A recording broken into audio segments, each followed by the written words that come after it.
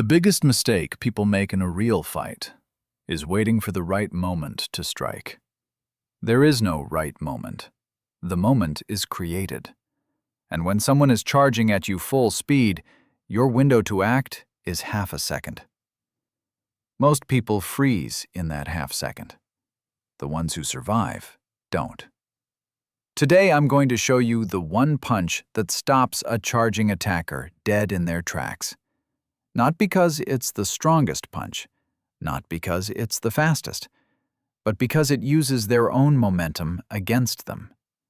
By the end of this video, you'll understand why this single technique has ended more street fights than any other strike in history.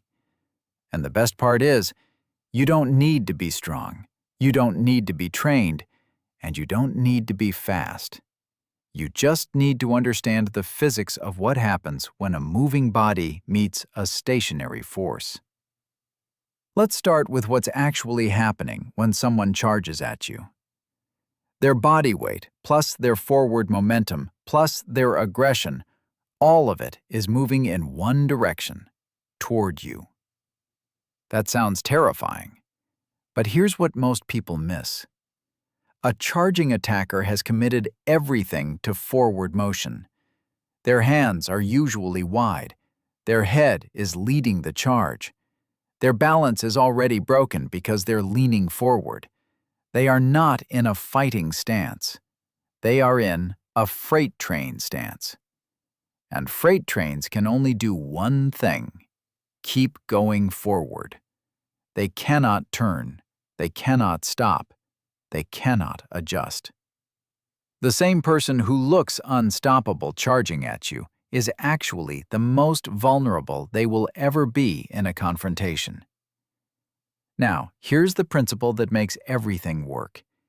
It's called counterforce impact. When two objects collide, the damage isn't determined by either object alone. It's determined by their combined velocity. A car hitting a wall at 60 miles per hour does damage based on 60 miles per hour. But two cars hitting each other at 60 miles per hour each create 120 miles per hour of combined impact. The same physics applies to a punch. If you throw a punch at someone standing still, you deliver maybe 70% of your power.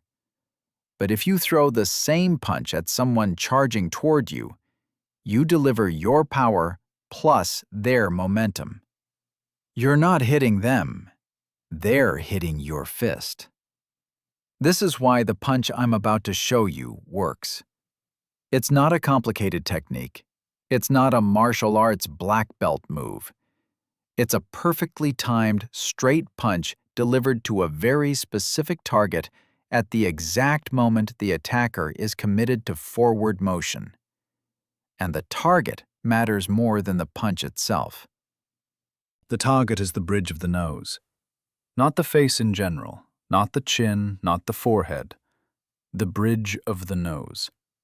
The exact spot where your nose meets your skull between your eyes. There's a scientific reason this works. The bridge of the nose is the most direct path to triggering the body's protective shutdown response. When something hits that spot with force, three things happen automatically. Your eyes water immediately, blocking vision. Your head jerks backward, breaking your balance. And your brain receives a sharp pain signal that overrides aggression and replaces it with retreat. This isn't theory. This is involuntary biology. The same body that was just charging at you with rage cannot continue charging once that signal fires. It physically cannot.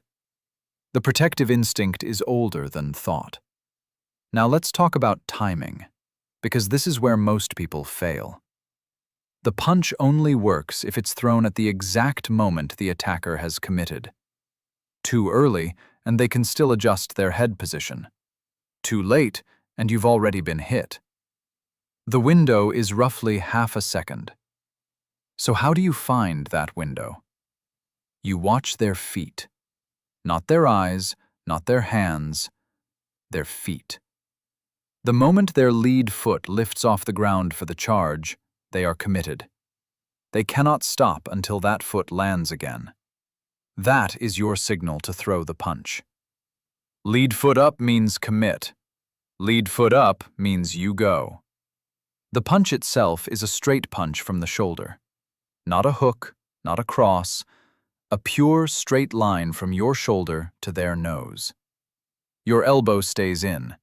Your hand travels the shortest distance possible. Your weight transfers forward as you punch, meeting their forward weight.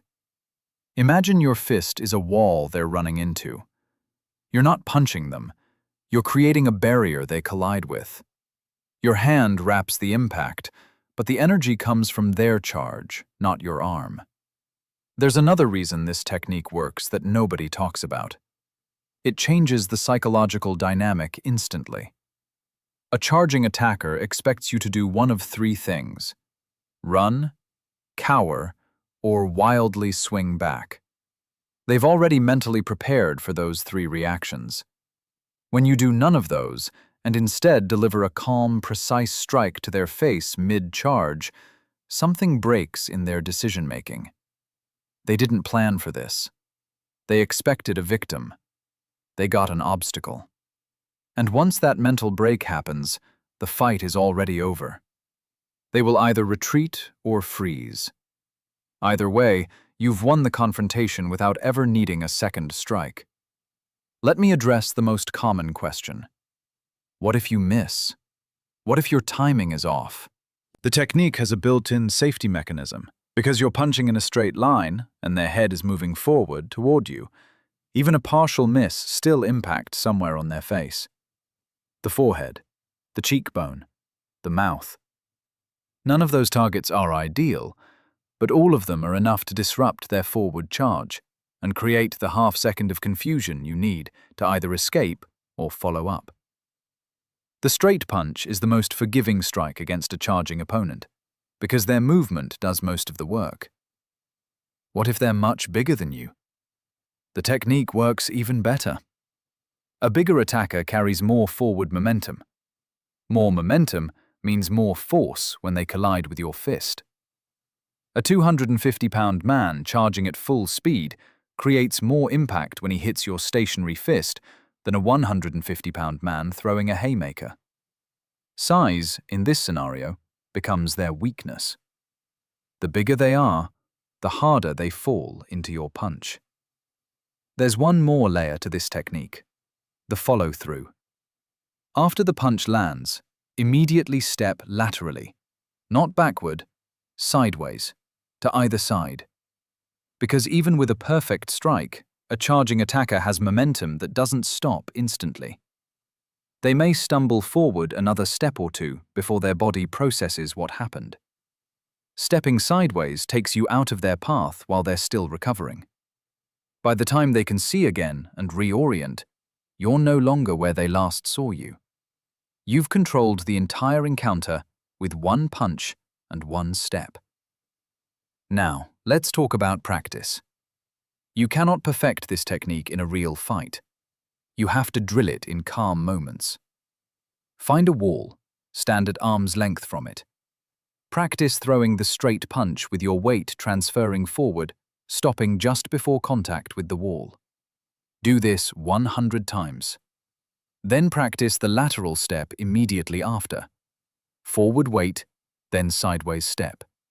Forward weight, then sideways step. Train your body to associate the punch with the step.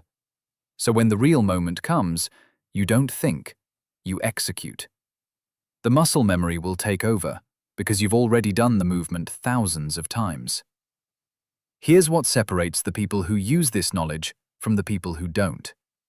It's not skill. It's not training. It's not strength. It's permission. Most people, when faced with a charging attacker, are mentally still asking whether they're allowed to strike first. They're waiting for moral certainty. They're hoping someone else will intervene.